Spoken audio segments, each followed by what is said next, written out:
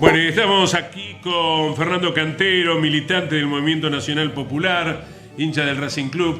¿Cómo te sentiste con lo de Racing el otro día? Te digo que como hincha de Boca lo sufrí, ¿te aclaro? Fue un golpe duro. Golpe duro, ¿no? Fue golpe duro, pero en realidad era lo que, si uno miraba fríamente, lo que iba a pasar, porque en realidad no hubo salto de calidad en Racing. Claro. Y no teníamos juego asociado adelante. Tal cual. Maravilla estaba muy solo. Muy solo. Y además me dio bronca porque, en el partido de ida perdió Racing con un gol en contra sobre el final, además, ¿no? Final. Eso también... Sobre el final, en realidad la Argentina ha descubierto un gran arquero, ¿no? El Racing. Cambeses, impresionante, como ha atajado, inclusive como ha atajado en Avellaneda. Y también cómo se ha consolidado Agustín Rossi, quiero decirlo, en el Flamengo. Agustín Rossi, las pelotas que sacó. Las pelotas que sacó, increíble. Qué bárbaro. Sacó, ¿no? 2 pelotas cabeceadas abajo, al rincón de las arañas, que fue impresionante. Impresionante. Y en Boca metía la pata cada rato Agustín Rossi, ¿no? Pero parece va a ser el parece el que lo quiere Ancelotti. No, va a ser el arquero de Brasil. Sí, lo quiere Ancelotti y lo quiere nacionalizar brasileño, es cierto. Así quiere Carleto, lo quiere Carleto en el arco. Bueno, vamos a hablar de un tema muy espinoso, porque Fernando es titular de Consumidores con Opinión. Hoy les pregunté, voy a decirle la verdad, les pregunté por Consumidores Libres porque en algún momento, en algún programa que hacía radio, lo tenía Héctor Polino, que también... Cuando fui diputado nacional, claro, integramos en un momento en conjunto un bloque. Sí, me acuerdo de ese bloque. Y venía Héctor también muy preocupado por todo lo que ocurría en aquel momento.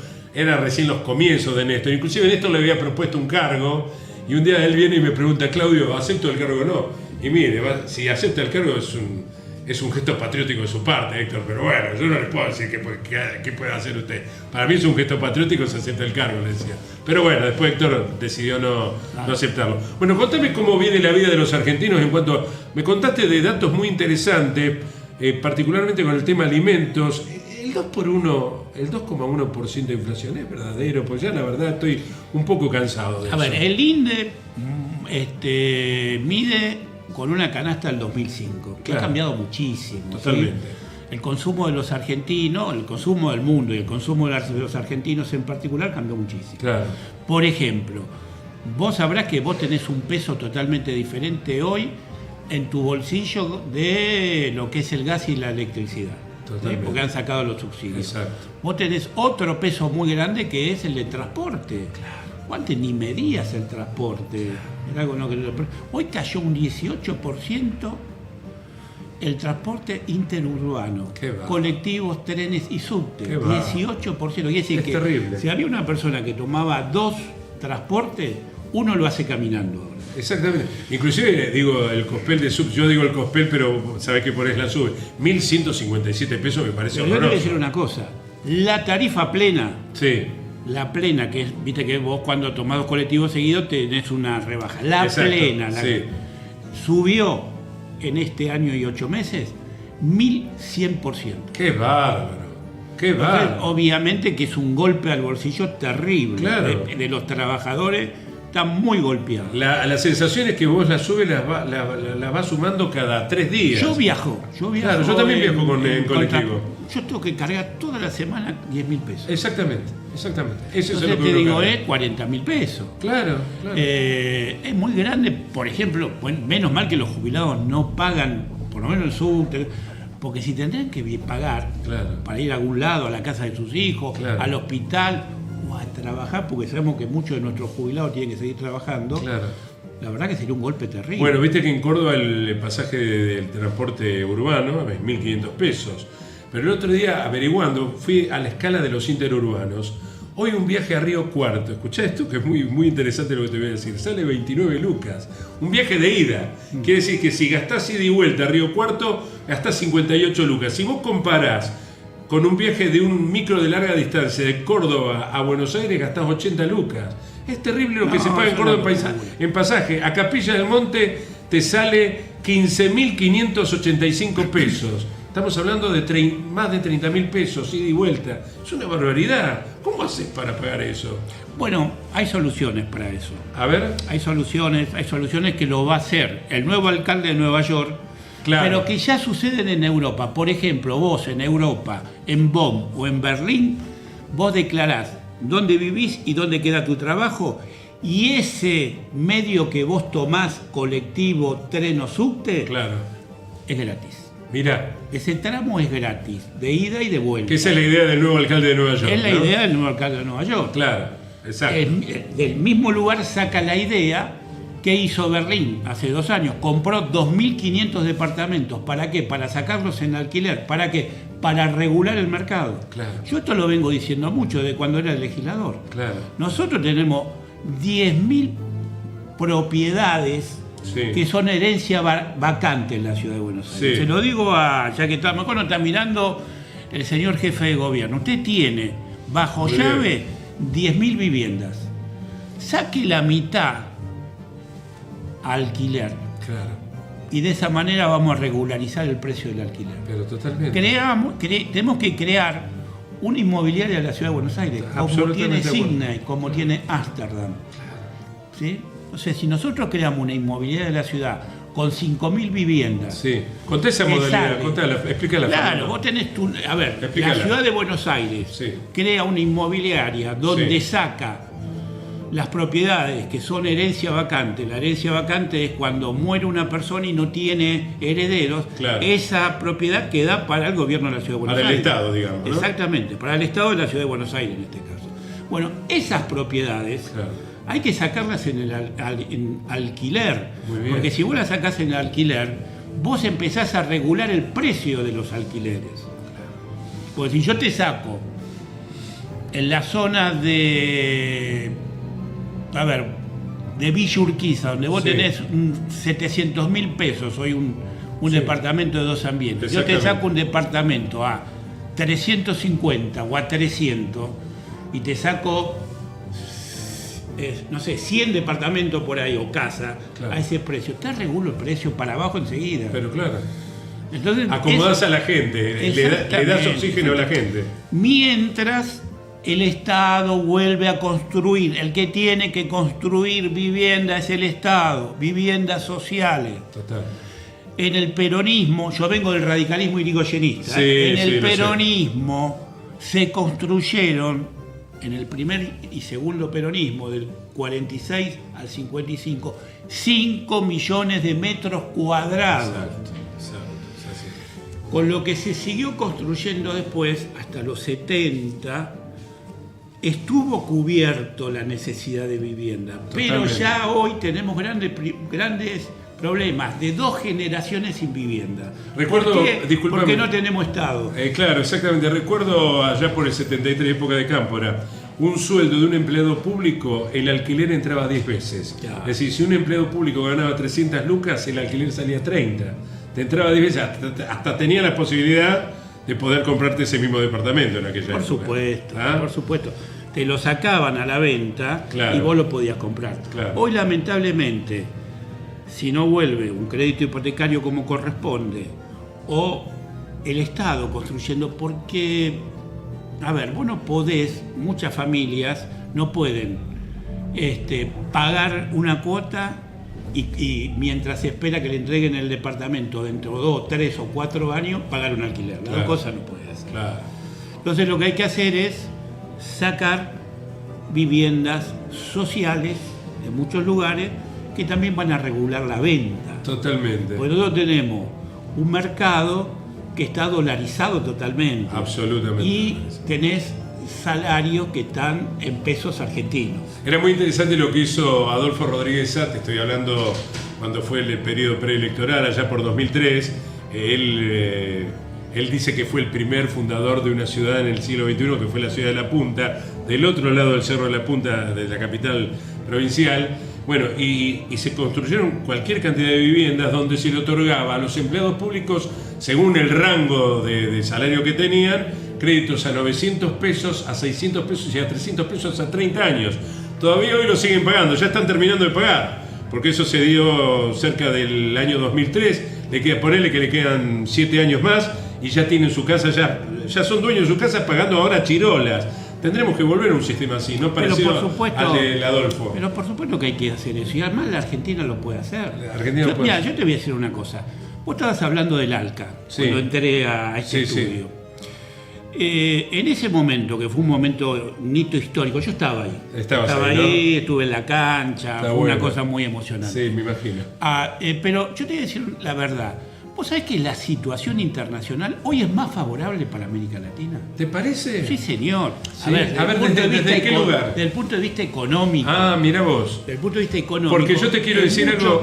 Es mucho más posible. Eso es muy interesante. No desde el punto de vista político. No, pero es interesante lo que decís, porque viendo el avance de las derechas a nivel global, el otro día me entero por un corresponsal que tenemos en Italia, en otra radio donde yo laburo, donde Giorgia Meloni, sin decir motosierra, en el próximo presupuesto le quitó el 65% a las asignaciones sociales. ¿Me entendés? Bueno, es lo que está pasando acá en Argentina. Claro. Hace 4 meses pagamos más. Exacto. De intereses de la deuda, que no pagamos tampoco interés, sino roleamos. Sí, exacto. Más que jubilaciones. Esto no pasó en los últimos 42 años.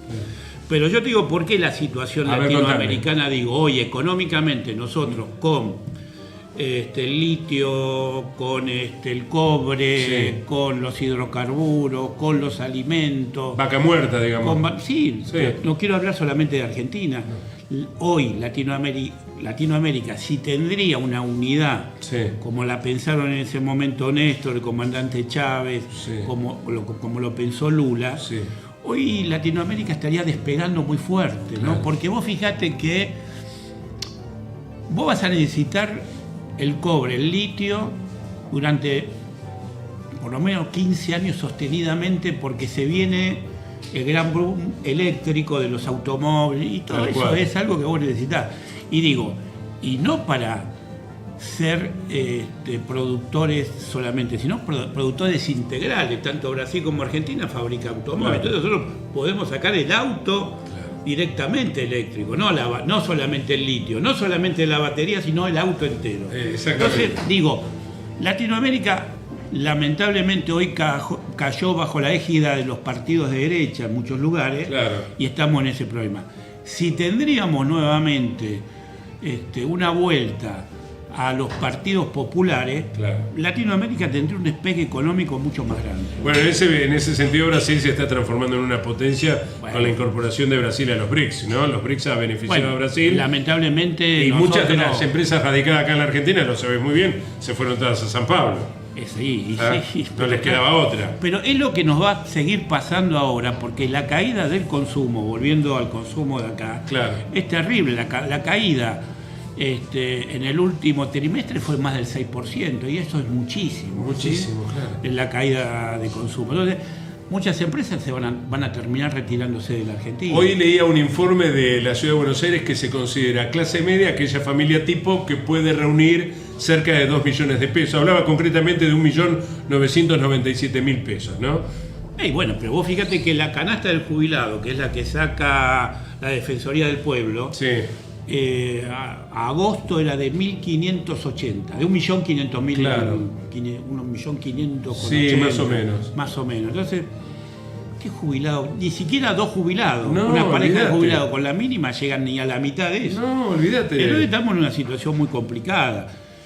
Obviamente que esa canasta está compuesta de lo que tiene que estar compuesta, de los medicamentos, los alimentos, de un alquiler. Yo creo uno de los grandes errores de los gobiernos populares para mí, pues estabas hablando hoy del tema de los préstamos y también de lo que hace la gente para comprar comida, ¿no? Que está gastando tarjeta de crédito. Pero para mí uno de los grandes errores de los gobiernos populares es no haber derogado la ley de entidades financieras que le sigue dando el poder usurario a los bancos. Y te refería justamente...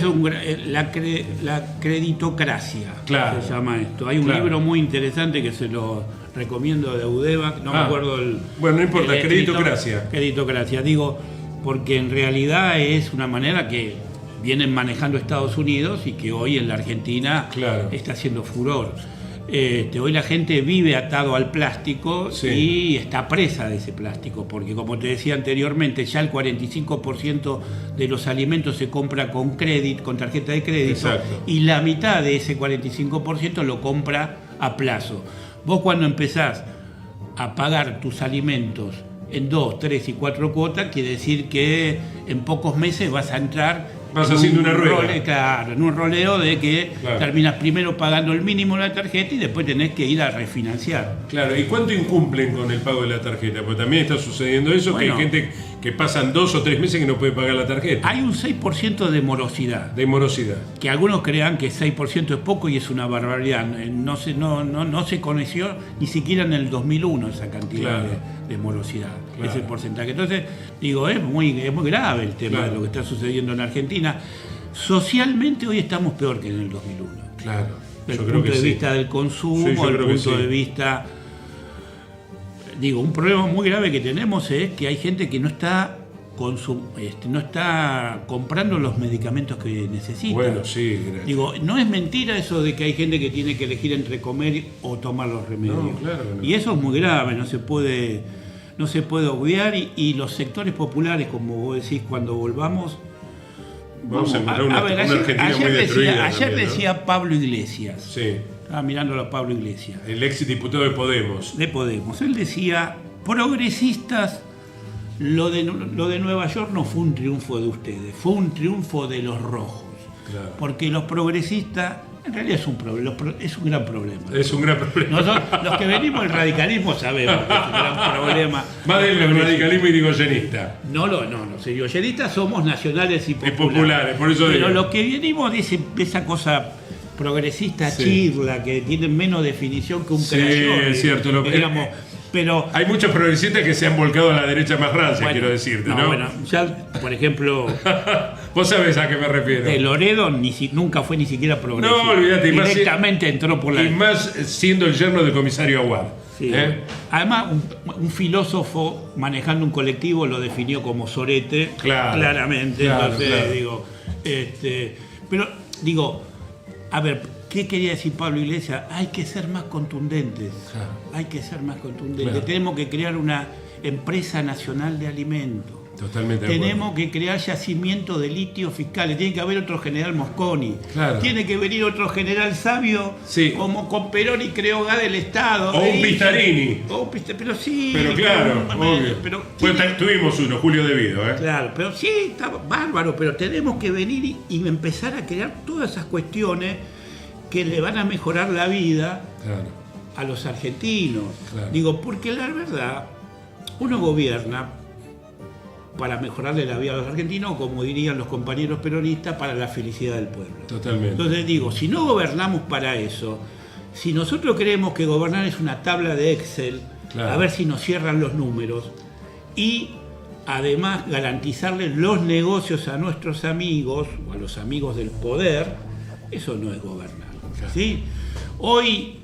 Ayer lo vimos a De la Serna, no al cura, sino al CEO de Mercado Libre pidiendo al Estado que lo defienda del avance chino. Estás hablando de Galperín. No, De la Serna es el CEO acá, en Argentina. Galperín, perfecto. Sí, Galperín es global. Claro, global. Ayer habló en una conferencia económica y le pidió al Estado argentino que lo defienda de las empresas chinas que le vienen a vender encima esa ropa que no sabemos si es buena o mala, si nosotros supiéramos lo que venden en el Mercado Libre, ¿no? Claro, hablábamos del tema de Shane, del famoso Shane. Pero ¿cuál es lo importante? Ahora te interesa el Estado, cuando te molesta a vos. Nosotros queremos un Estado. ¿Sabes por qué nosotros nos llamamos consumidores con opinión?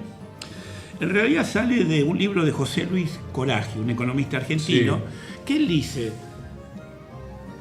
para el mercado no todos somos consumidores, porque todos nos generamos opinión en el mercado. Él dice, por ejemplo, una persona que va a comprar 1 litro de leche, 100 gramos de mortadela, medio kilo de pan,